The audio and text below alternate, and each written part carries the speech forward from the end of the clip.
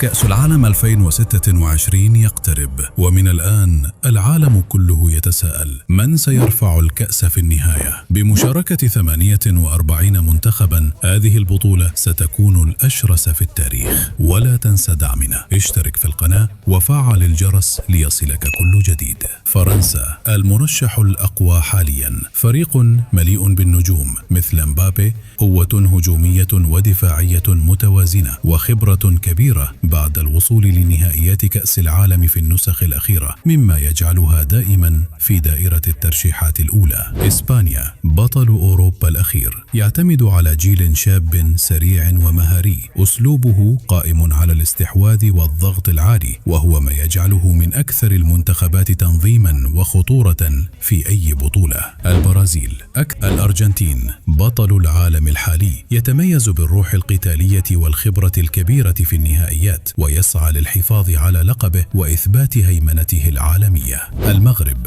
الحصان الأسود للبطولة، بعد إنجازه التاريخي في 2022 أصبح منتخبا لا يستهان به، تنظيم قوي وروح جماعية قد تصنع المفاجأة من جديد. لكن الحقيقة كرة القدم لا تعترف بالأسماء فقط، المفاجآت دائما حاضرة في كأس العالم. برأيك أنت، من سيفوز بكأس العالم 2026؟ اكتب توقعك في التعليقات.